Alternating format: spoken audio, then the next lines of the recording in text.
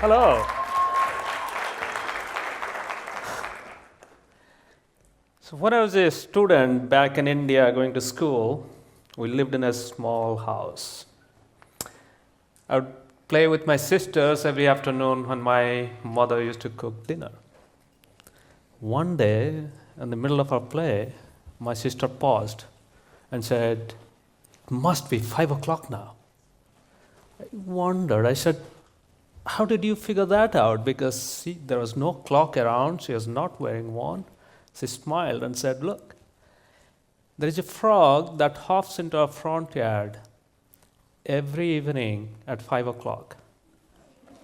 I was amazed. I said, "Wow, this little frog has a clock and can come to our house every afternoon at 5 o'clock? Little did I know that my sister's sharp eye on the frog clock would change my career. So several years later, I studied clocks, and now we know that every plant, every animal, even we humans, we have clocks. And it's becoming clear how this clock, we call it circadian rhythms, a 24 hours clock, have profound effect on our health and physiology. When we are born, our little babies, they actually don't have a fully functional clock. So they're not wired properly. So at random time of the day, they would go to sleep, they would cry, wake up, eat a little bit, and go back to go back to sleep. So imagine, if we all did not have clocks, just like babies, then half of us would be crying, and half would be sleeping. But luckily, by 3 to 6 months of age, babies have clocks, so they can stay awake all day and then can sleep throughout the night. And now we know that these circadian clocks present in different parts of our body turn on and off thousands of genes at different time of the day. And by doing so, they actually tune our physiology, metabolism, and mood to the right time of the day. For example, last night around 2 o'clock in the morning, many of us were in our deepest sleep. And then the clock prepared us to wake up by warming up our body a little bit, by pacing our heart a little bit more. And as soon as we woke up, opened our eyes, and started our day, a melatonin level that makes us sleep went down. The stress hormones, the cortisols, began to rise. And the digestive juice and all the hormones that help us digest food, they began to flow. And after breakfast, when we stepped into the offices or school, our brain was actually at its peak performance to solve complex math and take critical decisions. And then in the afternoon, the clocks in muscles fine-tune our muscle tone and then improve our motor control, and that's the best time to hit the gym. And in the evening, as the sun goes down, then the clock prepares us to sleep. Our core body temperature falls down, the melatonin begins to rise, stress hormone goes down, and we go to sleep. This happens almost every day in a very regular fashion. But what is interesting is we have to reset the clock. Otherwise, my clock would be tied to India and I would be sleeping right now. And by learning what things in our environment tunes our clock, we'll have a better control on our circadian rhythm and on our health. We knew that light resets clock because if I put a healthy individual, normal person, or even a blind person who doesn't have any rod and cone in a room and shine bright light for a couple of hours in the middle of the night, that will screw up the clock and it will mess up the sleep-wake cycle. So for a long time, we knew there is a light sensor that's in our eye that resets our clock, but we didn't have any idea what it is. So after almost a century, finally, we found the clue from these little frogs. When you put a frog in bright sunlight, then some frogs will change their skin color, as if they got a sunscreen. And we found there is a light sensor in the frog skin, that's also present in human eyes. And there are nearly 5,000 of these blue light sensors that sense blue light in our surrounding and send that information to different parts of the brain. So what happens in the morning as we open our eye and start our day, this melanopsin, blue light sensor, senses light and tunes our internal clock to the local time. And then throughout the day, it senses light, makes us more alert, makes us more happier, suppresses sleep. In the evening, as the sun goes down, the light sensor is off, and then we can go to sleep.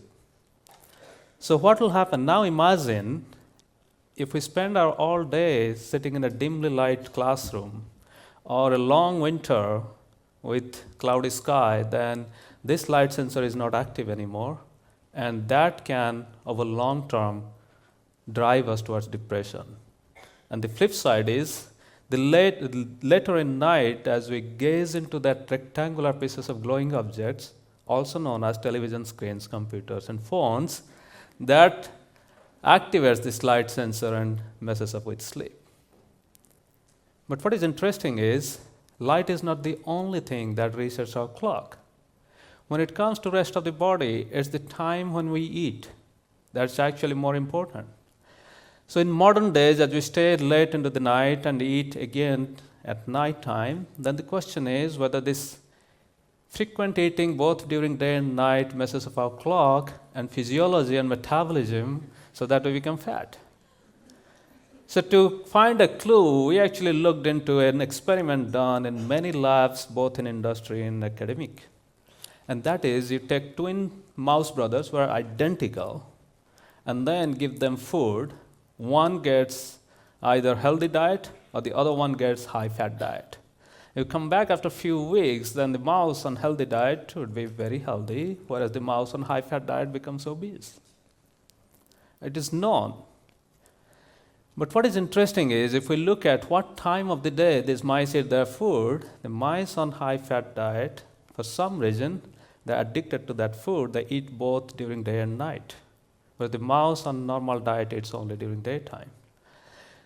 So what happens? The mouse that is eating diet only in its natural nighttime, they have a very good clock. The genes turn on all the time and turn off at the right time of the day. Whereas the mice on high-fat diet, the clock is messed up, so the genes don't turn on at the right time, or they don't turn off when they're not required. So that made us think whether it's the food or the timing or both that actually made the mouse on high-fat diet fat. So we did another simple experiment. Now we took mice which are identical and gave them two choices. One, they can eat whenever they want, and the other one were trained or disciplined to eat the same number of calories from the same high-fat diet every day, only at night time. And as the weeks went by, both mice eating the same number of calories, same high-fat diet, actually performed very differently. So mice which were not disciplined, they actually weighed around 50 grams. Whereas the mice who had a little bit discipline on when to eat, they weighed 28% less. Most of their body weight loss was due to reduced fat. And if we looked into the liver, they're loaded with fatty liver, whereas that entire disease was prevented by just timed eating. That's not the only thing that happened. Actually, these mice had much better blood sugar, blood cholesterol, and they're actually much more athletic. For example, they burned more energy, they're more endurance, and they could do complex motor control tasks. So essentially, what we showed is the time. And by training mice to be disciplined, we can actually prevent many diseases in mice. Well, the bottom line is, when you eat may be as important as what you eat. But hopefully, all these research that we're doing will one day translate into human. But let's imagine what will happen if everything that we did in mice translates into humans. Imagine a 13-year-old student going to school, weighing 100 pounds.